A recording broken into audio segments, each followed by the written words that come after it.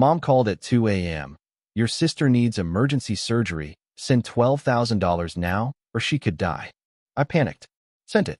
2 weeks later, I called the hospital for a recovery update. No record of my sister. No admission. No surgery. Nothing. I called my insurance contact. He traced the claim and flagged it as fraudulent. The investigation started before I even told my parents I knew. I need to tell this story from the beginning because if I start in the middle, you won't believe the ending, and honestly, I barely believe it myself, and I lived through it. This happened over the course of about 6 weeks, and in those 6 weeks, I lost my mother, my sister, and roughly $28,000, and the only thing I got back was the truth, which turns out is the most expensive thing a family can produce. I'm 36M. My sister Natalie is 33. My parents are Victor, 63, and Diane, 60. We were, and I use that word deliberately, a normal family. Sunday dinners sometimes. Group chat that was mostly my mom sending photos of food she cooked and my dad reacting with a thumbs up. Birthdays acknowledged. Holidays attended. Nothing remarkable. Nothing broken. At least nothing I could see. Turns out I was looking at the surface of a lake and calling it solid ground. The call came on a Tuesday at 2:07 a.m. I know the exact time because my phone logs it, and because 2:07 a.m. is now a time that makes my chest tight every time I see it on a clock. I was dead asleep. My wife Priya was next to me. The phone buzzed on the nightstand, and I grabbed it with that clumsy half-conscious hand that people use when their brain hasn't caught up to their body yet. The screen said Mom. And some part of me, some deep animal instinct that lives below logic, knew before I answered that a phone call from your mother at 2 a.m. is never good news. Good news waits until morning. Bad news calls in the dark. I answered, and the voice I heard wasn't my mother's normal voice. It was a voice I'd never heard from her before, high and fractured and shaking like someone trying to hold a glass with wet hands. She was crying, gasping between words, and she said, fast, urgent, like someone reading instructions during a fire, "Your sister collapsed. She's at the hospital. They're prepping her for emergency surgery. Something with her heart. They need payment authorization now, or they can't operate. They said 12,000. I don't have it. Your father doesn't have it. Please, please send it, or she could die." I was vertical in under 2 seconds. Feet on the floor. Priya sitting up asking what's happening. My hands shaking so badly that I could barely hold the phone and type at the same time. My brain wasn't processing. It was reacting. Sister. Hospital. Heart. Surgery. 12,000. Die. Those 6 words were the only words my brain could hold, and they were bouncing off the walls of my skull like pinballs. I didn't ask which hospital. I didn't ask for a doctor's name. I didn't ask for details. I opened my banking app, typed in my mother's account number which I had saved from previous transfers, and sent $12,000 at 2:10 a.m. on a Tuesday morning because my mother told me my sister was dying, and I believed her, because why wouldn't I believe my mother? 3 minutes. That's how long it took. From the phone ringing to the money leaving my account. 3 minutes to send $12,000 based on nothing but a voice I trusted and a fear I couldn't control. 3 minutes that cost me everything. Priya held my hand while I sat on the edge of the bed trying to breathe. I called Mom back. She said Natalie was being taken into surgery. Said the doctors were confident, but it was serious. Said she'd call me in the morning with an update. Her voice was calmer now. Steadier. At the time I thought it was because the money had solved the immediate crisis and she could breathe again. Now I know it was because the performance was over and she could stop acting. I didn't sleep the rest of that night. Sat in the living room staring at my phone waiting for an update. Priya brought me coffee at 5. By 7 my mom texted, "She's out of surgery. Stable. Resting." They said no visitors for a few days. I exhaled for the first time in 5 hours. Texted back, "Thank God. Tell her I love her." Mom sent a heart emoji. And I went to work with bags under my eyes and a bank account that was $12,000 lighter and a chest full of relief that my sister was alive. Over the next 2 weeks, I tried to contact Natalie. Called her phone every day for the first 5 days.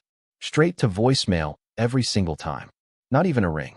Just that immediate click to, "Hi, you've reached Natalie. Leave a message," that tells you the phone is either dead or deliberately off. I texted, "Hey Nat, thinking of you. Call me when you're up for it. Love you sis, praying for a fast recovery." Each text delivered. None read. None answered. Blue text bubbles floating in a one-sided conversation with a woman I thought was lying in a hospital bed connected to machines and monitors when she was actually sitting somewhere with her phone powered down, playing her part in a script our mother wrote. I told myself she was recovering. Of course, she wasn't answering. She just had heart surgery. Phones aren't allowed in ICU. She's resting. She's on medication that makes her sleep 20 hours a day. She'll call when she's ready. I built a cathedral of excuses for her silence because the alternative, that the silence was deliberate, was something I physically could not consider. My brain would approach that thought like a hand approaching a hot stove and pull back before it touched. Mom sent updates every few days, always via text. Never a phone call, which I now realize was strategic because texts can be composed and edited and crafted while phone calls require real-time performance, and she'd already used her best performance at 2 a.m. and didn't trust herself to maintain it across multiple live conversations. The texts were short, vague. She's doing better. Doctors are pleased with the progress. She ate solid food today, big step. Might come home next week, fingers crossed. Each one just detailed enough to satisfy and just vague enough to avoid anything verifiable. No hospital name, no doctor's name, no ward or room number. No specifics about the surgery itself. Nothing that could be Googled or called or checked. But small things started poking at me. Not suspicion exactly. More like the feeling you get when you're assembling furniture and one screw doesn't quite fit and you force it in because it's close enough, but somewhere in the back of your mind you know that screw is wrong and the whole thing might wobble later. I tried to send flowers to the hospital. Mom said they don't allow deliveries in ICU. Okay, I offered to fly out to visit. Mom said the doctors strongly recommended no visitors for at least 3 weeks because her immune system was compromised post-surgery. Okay, I asked for the surgeon's name so I could send a thank you card because that's who I am. I'm the guy who sends thank you cards to people who save his sister's life. Mom said she'd find out the doctor's exact name and get back to me. She never did. Each thing individually was explainable. Medical facilities have rules. ICUs are strict. Doctors are busy. But collectively, they formed a shape I didn't want to look at directly, because looking at it meant considering something that my brain treated as impossible, that my mother had lied to me about my sister dying. 2 weeks after the call, I phoned the hospital. Not out of suspicion, out of love. I wanted to ask the doctor about Natalie's recovery timeline so I could plan a visit. I called the main line, gave Natalie's full name and date of birth, asked to be connected to her room or to speak with someone on her care team. The woman on the phone typed for about 15 seconds. Then she said, "Sir, I don't have any record of a patient by that name." I said, "She was admitted 2 weeks ago. Emergency heart surgery." More typing. More silence. Then, "Sir, I've checked admissions, surgical records, and emergency intake for the last 30 days. There's no record of that patient at this facility." I stood in my kitchen holding my phone, and the floor didn't just drop. It dissolved. Like standing on ice that suddenly became water, and there was nothing underneath me except the cold and the dark and a $12,000 hole where my trust used to be. Update 1. I didn't call my mother. I didn't call my sister. I called Priya, at work, in the middle of her day, and I said, "There's no record of Natalie at the hospital." Priya was quiet for 3 seconds, which is a long time for a woman who always has something to say. Then she said, "Call your insurance contact. Right now." Because Priya thinks in systems, and the system she was thinking of was the insurance claim I'd filed a week earlier, hoping to recover some of the surgical costs through our family health policy. My insurance contact is a guy named Ray who I've known for 10 years through work. I called him, explained the situation. He pulled the claim I'd submitted. Took him about 20 minutes to run it through verification. Then he called me back and his voice had changed from professional to careful in a way that told me whatever he was about to say was going to rearrange my life. The claim references a surgical procedure that was never performed at a facility that has no record of the patient. This is textbook fraud. I have to flag it. He paused. "I'm sorry, man. But once it's flagged, it's out of my hands. The investigation is automatic. Compliance will take it from here." Automatic. That word sat in my ear like a bullet that hadn't landed yet. The investigation was automatic. Mandatory. Once flagged, the insurance company's fraud unit would investigate regardless of what I wanted. I couldn't stop it. I couldn't slow it. I couldn't protect my mother from it even if I tried. She fabricated a medical emergency. I filed a claim based on her fabrication, and the system caught it, and the system doesn't care about family dynamics or explanations or a son who still, even now, some pathetic part of him still wanted to believe there was an explanation that didn't end with his mother being a criminal. That night, I started digging. Not for the insurance company. For myself. I needed to understand what I was standing in before it swallowed me. I went through my bank records. Every transfer to my mother's account over the last 3 years. And this is where the $12,000 story became the $28,000 story. 8 months ago, Mom called saying Dad needed a prescription that insurance didn't cover. $800. I sent it. I called the pharmacy now, 3 years later. No record of that prescription being filled on that date. 14 months ago, Mom called saying Natalie's car broke down on the highway. Needed towing and emergency repairs. $1,500. I called the mechanic shop Mom mentioned. They had no record of Natalie's car. No record of any service on that date.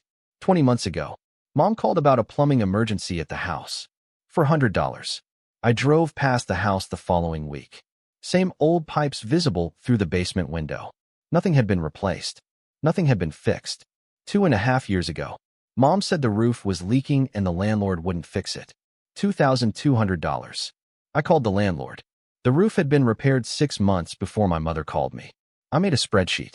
Every fake emergency. Every amount. Every date.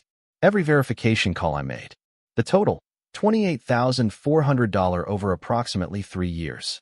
$28,400 sent by a son who loved his mother to a mother who loved his money. Each amount was carefully sized. Never too big to trigger suspicion. Never too small to not be worth the lie. For $100 here. $800 there.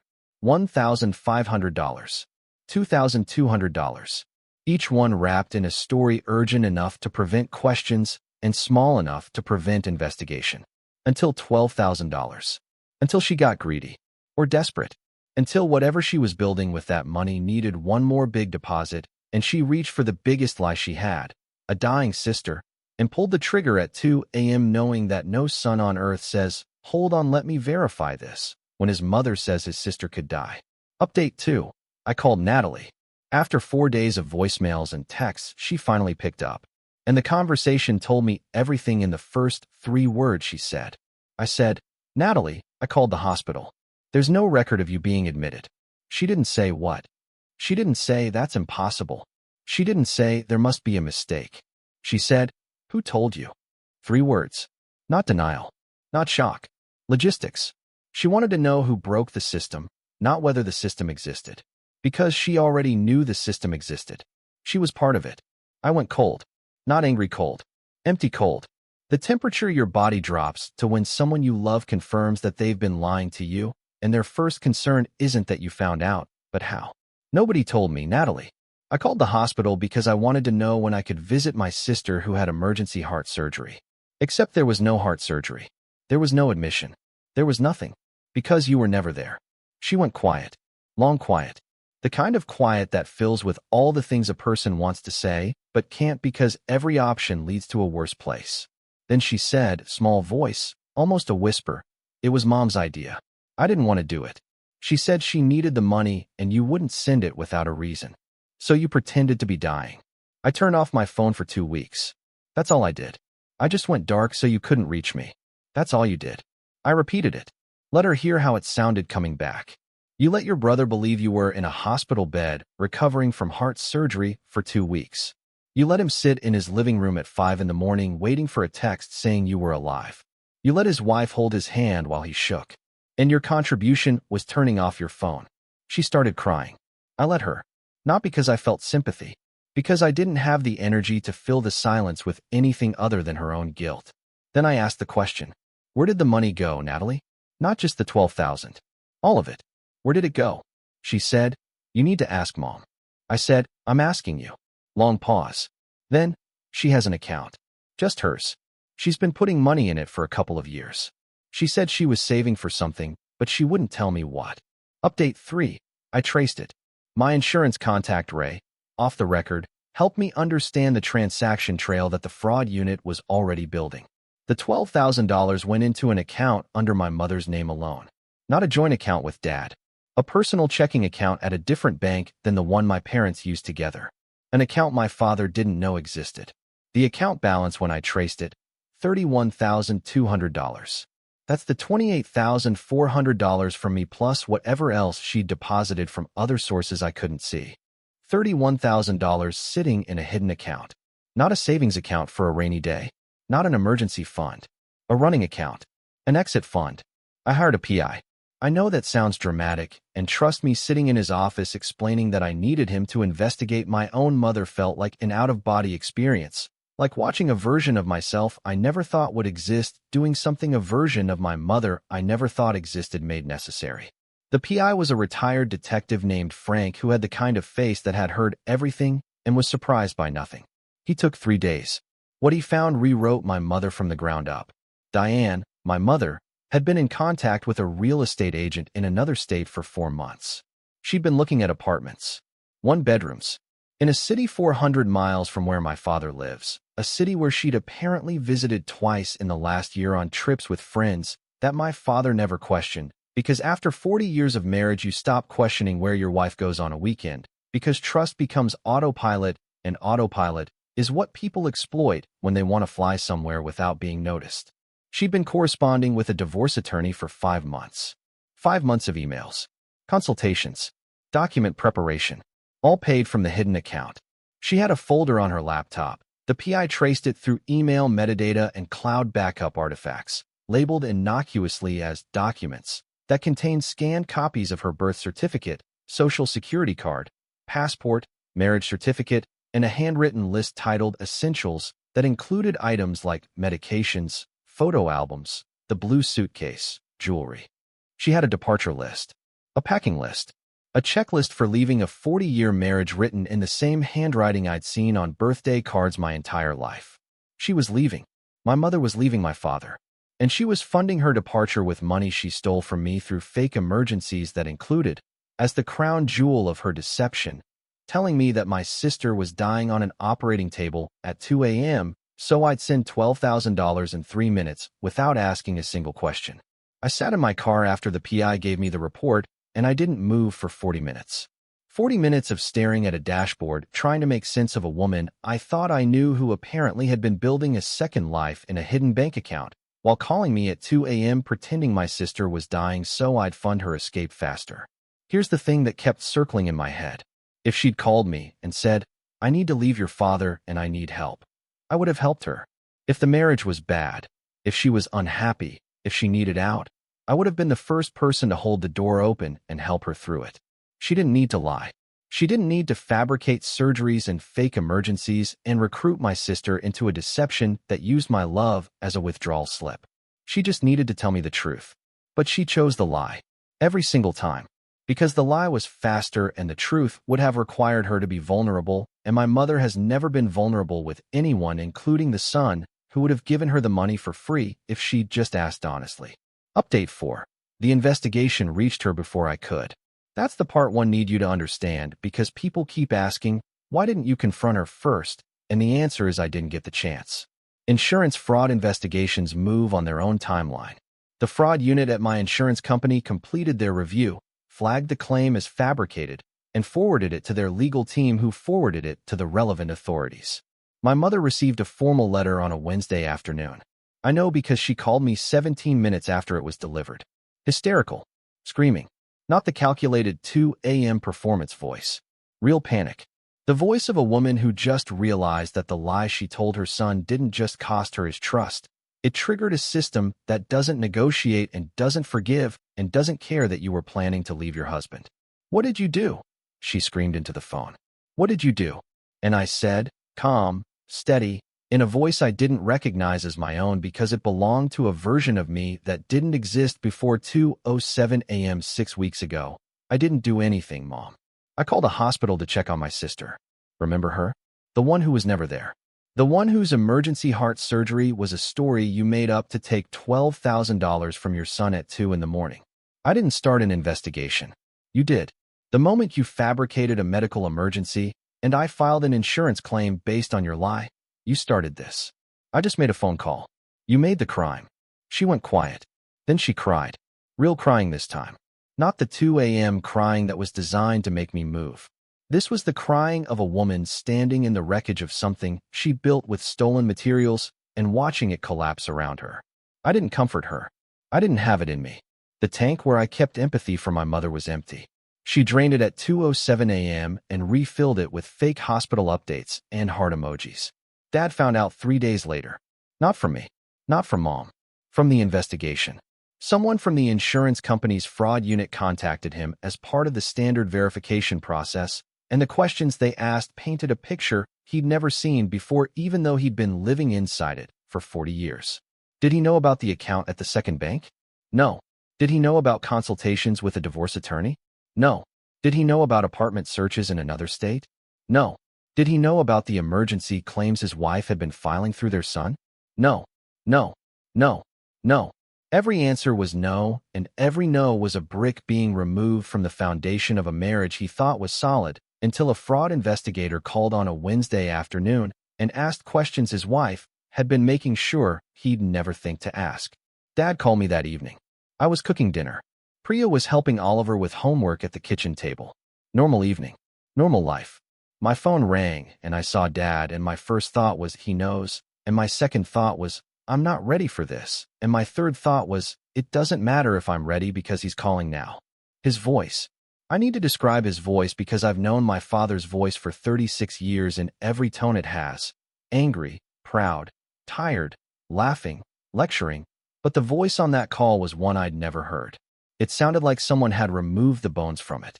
Like a voice that used to have structure, confidence, volume, authority, had been hollowed out, and what was left was just sound. Thin sound. Fragile sound. The sound of a 63-year-old man calling his son from a kitchen where his wife used to cook dinner and realizing she was already halfway out the door and he was the last person in the building to notice the fire. He said, "Did you know she was planning to leave me?" I said, "I found out the same way you did, Dad. Through lies she told and evidence she left behind." He said, 40 years. I was married to that woman for 40 years. And she had a bag packed. His voice cracked on packed. Not dramatically, just a small fracture, like a hairline crack in a windshield that you know is going to spread across the whole glass eventually. She had an apartment picked out, a lawyer, a list of things to take. She knew which suitcase she was going to use. The blue one. I bought her that suitcase for our trip to Maine 6 years ago, and she was going to use it to leave me. I didn't have anything to say to that. Because what do you say to a man who just discovered that the person he shared a bed with for 4 decades was already mentally in a one-bedroom apartment 400 miles away, and that the suitcase he bought her as a gift was going to be the vehicle for her exit? There's no sentence in any language that makes that smaller. Then he said one more thing. Quiet. Almost to himself, but into the phone, so I heard it clearly. Was I the reason she wanted to leave? Did I do something that made her turn our son into her escape fund?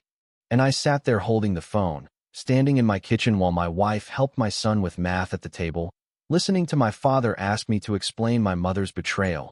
And I didn't have an answer because the woman who could answer was the woman who lied to everyone in this story, including the man she was married to for 40 years. So I said the only honest thing I had. I don't know, Dad, but I know it wasn't my job to fund it, and it wasn't yours to deserve it. He was quiet for a long time. Then he said okay, and hung up. And I stood there holding my phone, listening to the silence that comes after a family breaks and wondering when it stops humming. Update 5. Things moved fast after that. The investigation is ongoing. Mom lawyered up. She's facing potential fraud charges. The hidden account was frozen. The money I sent is being traced and documented as part of the case. Whether charges are filed formally depends on the prosecutor, but Ray told me off the record that the paper trail is one of the cleanest fraud patterns he's seen, which is a compliment my mother probably doesn't want on her resume. Natalie and I don't speak. I don't hate her. I hate what she did. There's a difference, and it's the only thing keeping me from losing my mind. She turned off her phone for 2 weeks and let me believe she was recovering from heart surgery. She was complicit. Passive but complicit. And passive complicity is still complicity. It's just complicity that sleeps better at night. Dad moved in with his brother. Temporarily. He's not doing well. 40 years of marriage ending not because of an argument or an affair in the traditional sense, but because his wife built an escape hatch out of their son's savings and got caught by an insurance algorithm. He calls me once a week. Sure calls. He asks about Oliver, about Priya, about work. He never mentions Mom. I don't bring her up. We talk around the crater in the middle of our family the way you walk around a hole in the sidewalk, carefully, aware of it, never looking directly down. 3 weeks after the investigation letter arrived, my phone rang at 2 a.m. I was asleep. Priya was next to me. The screen lit up. Mom calling. Same time. Same screen. Same name. And my body did the thing. The chest seize, the cold hands, the adrenaline spike. The exact same physical response as 6 weeks ago when she called and said my sister was dying. Except this time the response wasn't love. It was memory. Muscle memory of being lied to. The flinch of a man whose mother turned 2 a.m. into a trigger. I didn't answer. Stared at the screen until it stopped ringing. She left a voicemail. I listened to it the next morning sitting in my car in the driveway before work. Her voice was small, tired. Not the shaking performance from 6 weeks ago. Just a woman at the end of something. She said, I know you probably won't listen to this, but I need to say it anyway. I'm sorry. I'm sorry I used you. I'm sorry I used your sister. I'm sorry I lied about the worst thing a mother can lie about, her child's life. To get money I could have asked for honestly. I was trying to leave your father, and I didn't know how to do it without money, and I didn't know how to ask for money without a story. So I made stories. And the stories got bigger. And then I made the biggest one, and it broke everything. She paused. I could hear her breathing. I didn't know how else to get out. I listened to it once. Saved it. Not to replay. To remember. Because the woman who called at 2 a.m. to fake an emergency is now calling at 2 a.m. with something real, and I can't tell the difference anymore. Her voice shaking sounds the same whether she's acting or honest, and that's the thing she destroyed. Not the money. Not the family. The ability to hear my own mother's voice and believe it. That's gone. And I don't know if it comes back. I don't know if it should. Priya asked me this morning if I'm okay. I said, I'm getting there. She said, you don't have to get there fast. And she kissed my forehead and went to work, and I sat at the kitchen table drinking coffee in a quiet house thinking about a phone call at 2:07 a.m. that cost me $12,000 and $28,000 and a mother and a sister and the ability to sleep through the night without checking my phone when it buzzes. My mom wanted an exit. She got one, just not the one she planned. She didn't leave through a door. She fell through the floor, and she took the whole house down with her. Edit. This blew up more than I expected, and I've been reading every comment and DM, and I want to address the most common things people are saying. To everyone saying I should have verified before sending money. You're right. Logically, you're absolutely right. I should have called the hospital first. I should have asked which hospital. I should have taken 5 minutes instead of 3. But I need you to understand something, and I need you to really sit with it before you judge me. When your mother calls you at 2 a.m. crying so hard she can barely speak, and says your sister is dying and needs surgery right now and she needs money or they can't operate, you don't verify. You don't pause. You don't open a new tab and Google the hospital's phone number. You send it. Because that's your mother. And your sister. And 2 a.m. And dying. Your brain doesn't have room for skepticism when it's full of terror. You act on love. And love doesn't ask for receipts. It just moves. And my mother knew that. She knew exactly how I'd react, because she raised me to react that way. She raised a son who trusts his mother, and then she exploited that trust for $12,000 at 2:07 on a Tuesday morning. So yeah, I should have verified. And she should have been a mother who didn't require verification. We both failed, but only one of us committed a crime. To the people asking about Dad, he's staying with his brother. He's not okay, but he's standing, which some days is enough. To the person who DM'd asking if Mom actually had a good reason to leave Dad, and maybe I should be more understanding. Maybe she did. I don't know what their marriage looked like from the inside, but I know what fraud looks like from the receiving end. And understanding why someone lights a fire doesn't mean you have to forgive them for burning your house down to stay warm. If this one got you, like and subscribe. Drop a comment if you've ever sent money on trust and had that trust weaponized against you. Share it with someone who needs to hear it tonight. See you in the next one.